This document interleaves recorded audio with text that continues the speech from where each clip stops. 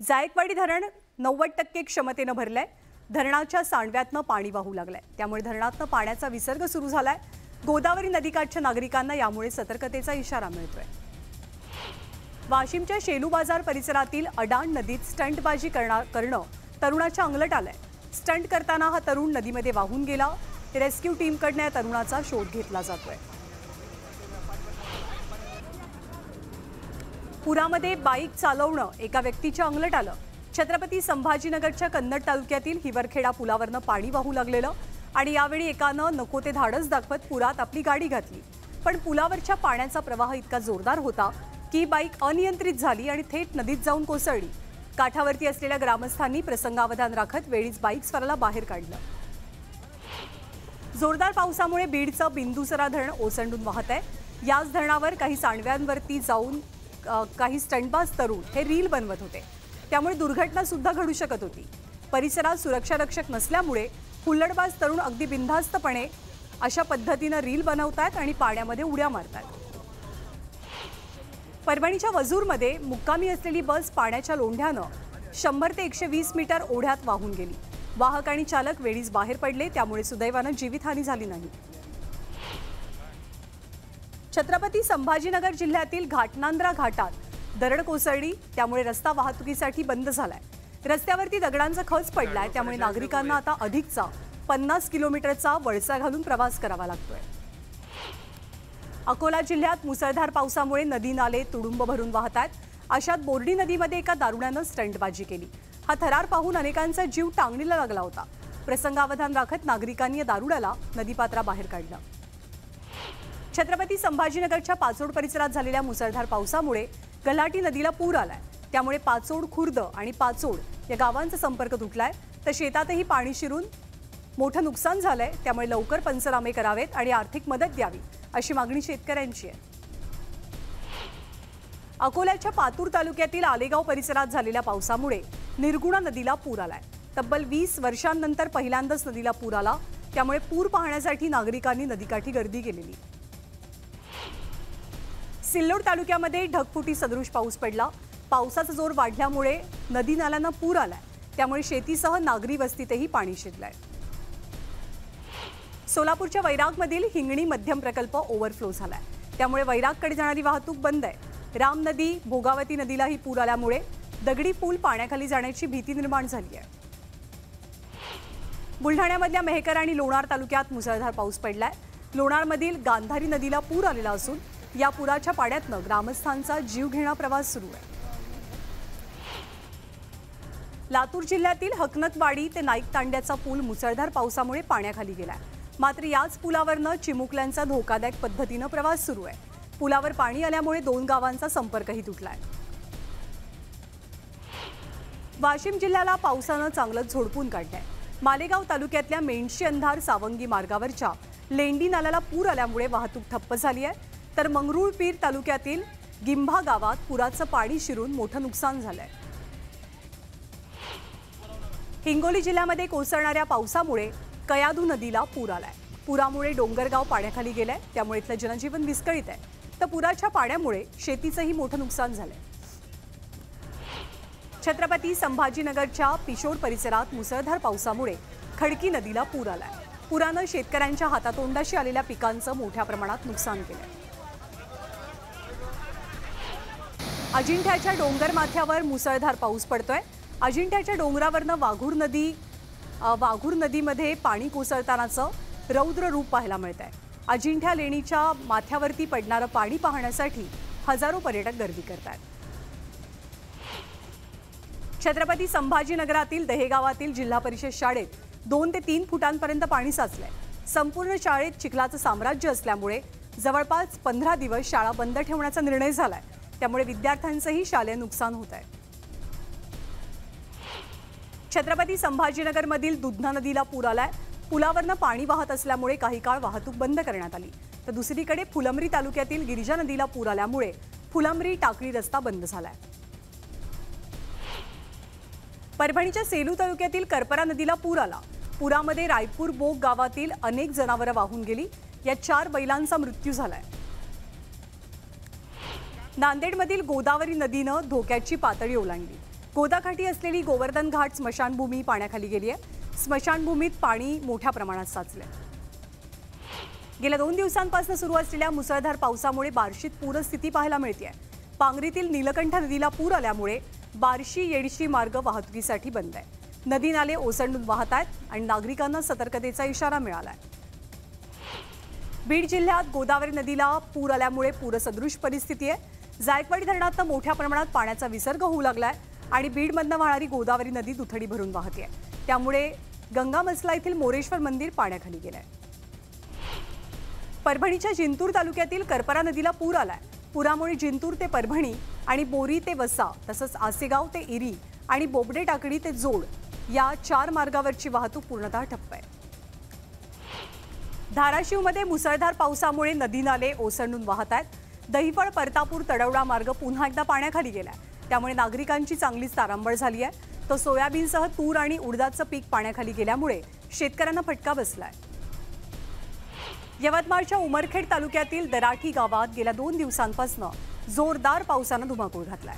मुसळधार पावसामुळे दराठी गाव पूर्णतः पाण्याखाली आहे। संपूर्ण गावातील शेतीसह घरांचंही मोठं नुकसान झाल्यामुळे तात्काळ नुकसान भरपाई मिळावी अशी मागणी गावकऱ्यांची आहे। हिंगोली जिल्ह्यातील देवजानमध्ये पुरामध्ये अडकलेल्या नागरिकांसाठी बचावकार्य सुरू झालंय। 4 महिला आणि 3 मुलांना आतापर्यंत बाहेर काढलं गेलं। उर्वरित नागरिकांसाठी बचावकार्य राबवलं जात आहे।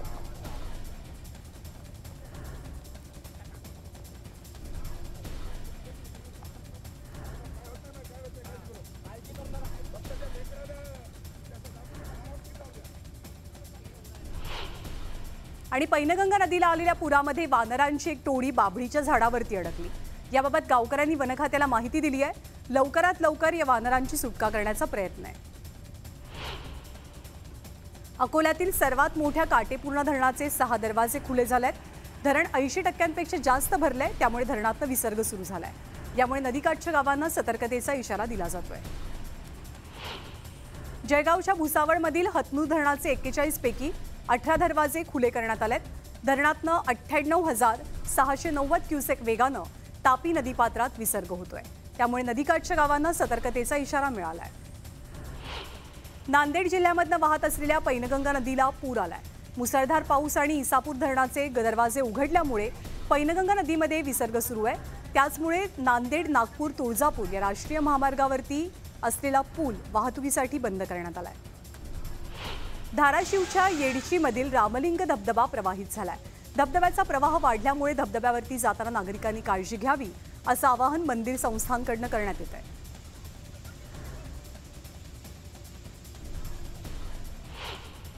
आम्हाला शिवद्रोही म्हणणारे उद्धव ठाकरे कोण आहेत असा सवाल विचारत नारायण राणेंनी उद्धव ठाकरेंना टोला लगावला। उद्धव ठाकरे सर्वात स्वार्थी माणूस असल्याचं म्हणत नेहमीप्रमाणे नारायण राणेंनी जोरदार प्रहार केला। शरद पवारांची प्रत्येक कृती संशयास्पद असल्याचं नारायण राणे म्हणतात। 83 इतकं वय झालं तरी मराठ्यांना कधी ते न्याय देऊ शकले नाहीत या शब्दात राणेंनी पवारांवर हल्लाबोल केला। शरद पवार जाणकार नेते आहेत, मात्र ते दाऊदचे मित्र सुद्धा आहेत असा थेट आरोप वंचितचे प्रमुख प्रकाश आंबेडकर करतात। त्यांच्या वक्तव्यामुळे नव्या वादाला तोंड फुटण्याची शक्यता आहे। विधानसभा निवडणुकीच्या पार्श्वभूमीवर सुप्रिया सुळेंनी मोठं वक्तव्य केलंय। राज्यात 8 ऑक्टोबरपासून आचारसंहिता लागण्याची शक्यता असं त्या म्हणतात। तर 10 ते 12 नोव्हेंबर दरम्यान मतदान होणं अपेक्षित असल्याचं सुप्रिया सुळेंनी म्हटलंय।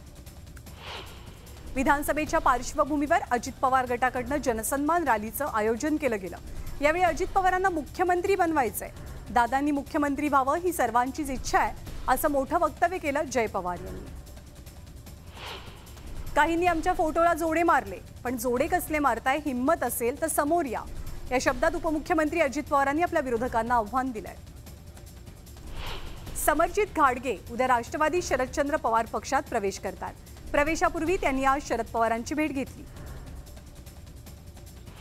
एकनाथ खडसेंनी त्यांच्या भाजप प्रवेशाबाबत प्रतिक्रिया दिली आहे। भाजप प्रवेशासंदर्भात कोणताही प्रतिसाद मिळत नसल्यानं आपण पुढचा विचार करू, नाहीतर आपण मूळ राष्ट्रवादीमध्येच काम करू असं स्पष्टीकरण एकनाथ खडसे देतात।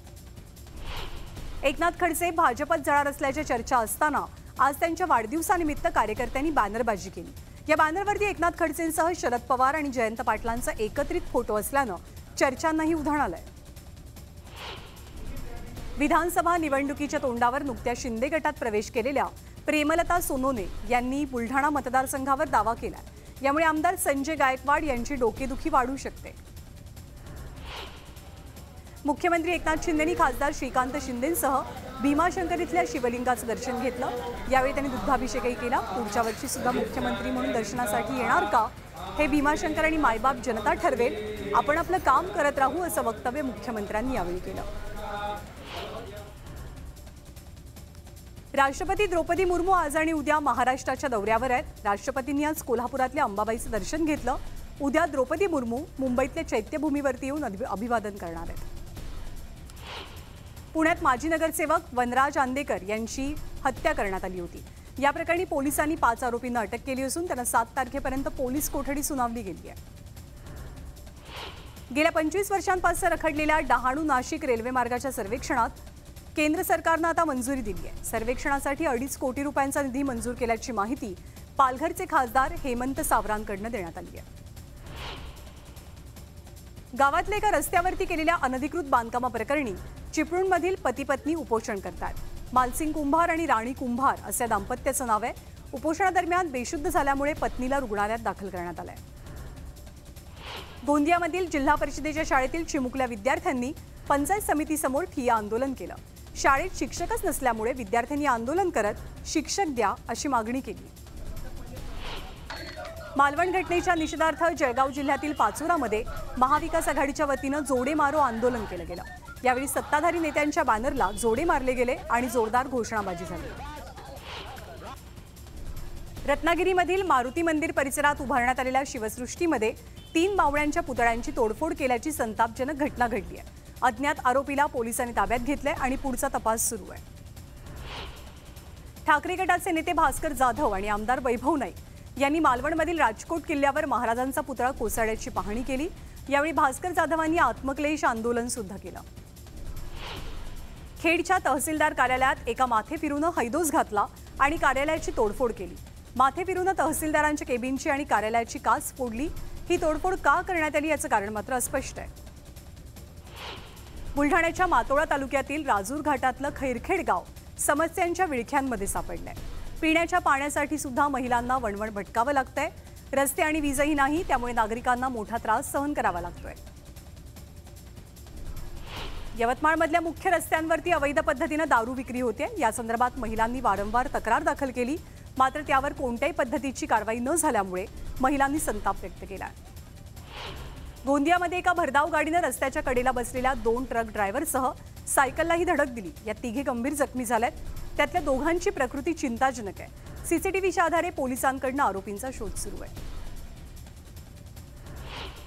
छत्रपती संभाजीनगर इथला सप्तकुंड धबधबा प्रवाहित झालाय। मुसळधार पावसामुळे धबधब्यानं रौद्र रूप धारण केलंय। हा धबधबा देश विदेशातल्या पर्यटकांना आकर्षित करतोय। छत्रपती संभाजीनगरच्या सोयगाव तालुक्यामध्ये पावसामुळे शेतांमध्ये पाणी साचलंय। फरदापूर इथे कपाशीच्या पिकात पाणी साचून शेतकऱ्यांच्या हातातोंडाशी असलेला घास मातीमोल झालाय।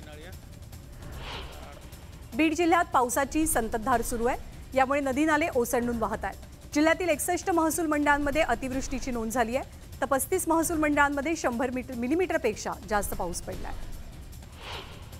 हिंगोलीच्या देवजना इथे पुरामध्ये अडकलेल्या नागरिकांना रेस्क्यू करण्यात आलाय। 4 महिला आणि 3 मुलांना बाहेर काढण्यात आलंय। आमदार संतोष बांगर सुद्धा या बचाव कार्यात मदत करतात। छत्रपती संभाजीनगर जिल्ह्याला पावसाचा जोरदार तडाखा बसलाय। पूरस्थितीमुळे जनजीवन पुरतं विस्कळीत झालंय। घरात पाणी शिरून अनेक नागरिकांचं नुकसान झालंय। वाशिम जिल्ह्यातील कारंजा, रिसोड, वाशिम आणि मंगरुळपीरसह अनेक ठिकाणी मुसळधार पाऊस बरसलाय। नदी नाल्यांना पूर आल्यामुळे सोयाबीन, तूर आणि कपाशीच्या पिकांचं नुकसान झालंय। हिंगोलीच्या कळमनुरीतील शेवाळा परिसरात पुराच्या पाण्यात अडकलेल्या 5 नागरिकांना सुरक्षितपणे बाहेर काढलं गेलं। यामध्ये एक महिला आणि एका लहान मुलाचा समावेश आहे। हे नागरिक काल रात्रीपासून पुराच्या पाण्यात अडकून पडलेले। जालना जिल्ह्यातील मंठा तालुक्यातील सर्वच भागात ढगफुटी सदृश पाऊस पडलाय। त्यामुळे तालुक्यातील पांगरी, विडोळी, तळतोंडी, माळतोंडी या गावांना पुराच्या पाण्यानं विळखा घातलाय। शेतातही पाणी शिरल्यामुळे कपाशीसह सोयाबीनचं पीक भुईसपाट झालंय। छत्रपती संभाजीनगरच्या कन्नड तालुक्यात जोरदार पाऊस पडलाय। पावसामुळे मका, कापूस यासारखी पिकं भुईसपाट झाली आहेत। त्यामुळे शेतकऱ्यांची चिंता चांगलीच वाढली आहे। चंद्रपुरातील वर्धा नदीच्या पाणी पातळीत मोठी वाढ झाली आहे, त्यामुळे राजुरा बल्लारपूर राष्ट्रीय महामार्ग आणि चंद्रपूर भोयेगाव गडचांदूर राज्यमार्ग वाहतुकीसाठी सध्या बंद आहे. नांदेडमध्ये गेल्या 2 दिवसांपासून पाऊस पडत असून सखल भागात पाणी साचलंय. श्रावस्तीनगर, सादतनगर, तेहरानगर या भागात गुडघ्यापर्यंत पाणी आहे. अनेकांच्या घरातही पाणी शिरल्यामुळे मोठं नुकसान झालंय. धाराशिव जिल्ह्यातल्या कळंब तालुक्यात पावसानं थैमान घातलंय. संजितपूरमधील पुलावरनं मोठ्या प्रमाणात पाणी वाहत आहे, त्यामुळे गावचा संपर्क तुटलाय. आमदार कैलास पाटील यांनी पूरस्थितीची पाहणी केली. तुळजाभवानी मंदिरात बैलपोळा साजरा झाला. देवीच्या गाभाऱ्यात बैलांना नेऊन त्यांची पूजा केली जाते. हा मान महंत तुकोजी बुवा आणि बजाजी बुवा यांच्या बैलांना मिळतो. पूजेनंतर मंदिराभोवती बैलांची प्रदक्षिणा निघते. बीडचे पालकमंत्री धनंजय मुंडे यांनी त्यांचं जन्मगाव असलेल्या नाथरा इथे कुटुंबियांसोबत पारंपरिक पद्धतीनं बैलपोळा साजरा केला. यावेळी त्यांनी बैलांचं पूजन केलं आणि पुरणपोळीचा नैवेद्य दाखवला. जामनेरमध्ये बैलपोळ्यानिमित्त लाडकी बहीण योजनेचा जागर करण्यात आला. जामनेरमधल्या एका शेतकऱ्यानं लाडकी बहीण योजनेच्या नावानं बैलाची सजावट केली आणि बैलपोळा साजरा केला. भंडारा जिल्ह्यामध्ये अनोखा ट्रॅक्टर पोळा भरवला गेला. दिवसेंदिवस शेतामध्ये राबणाऱ्या बैलांची संख्या कमी होते. शेतीची मशागत ट्रॅक्टरनं केली जाते. त्याच निमित्तानं ट्रॅक्टर पोळ्याचं आयोजन केलं गेलं. बोदवड तालुक्यामधल्या लोणवाडीमध्ये पारंपरिक पद्धतीनं बैलपोळ्याचा सण साजरा झाला. यावेळी स्थानिक नागरिकांमध्ये मोठा उत्साह दिसला. जळगावच्या नशिराबाद इथे बैलपोळ्यानिमित्त बैलांची शर्यत आयोजित केली गेली होती. यावेळी बाळू नरखेडे यांच्या बैलानं पोळा फोडला. या बैलाला मानाचा फेटा बांधून त्याची वाजत गाजत मिरवणूकही निघाली. बुलढाणा जिल्ह्यातील मेहकरमध्ये आगळ्या वेगळ्या ट्रॅक्टर पोळ्याचं आयोजन केलं गेलं होतं. या पोळ्यामध्ये एकूण 200 ट्रॅक्टर्सनं सहभाग घेतला. बुलढाण्याच्या धुपेश्वर आणि येरडी इथे कावड यात्रा पार पडली. कावडधारी पवित्र जल घेऊन मार्गस्थ झाले. यावेळी अनेक सुंदर देखावे सुद्धा साकारले गेले होते. पॅरिसमधील पॅरालिम्पिकमध्ये भारताला दुसरं सुवर्णपदक मिळालंय. बॅडमिंटनमध्ये नितेश कुमारनं विजय मिळवत सुवर्ण अक्षरात नाव कोरलंय.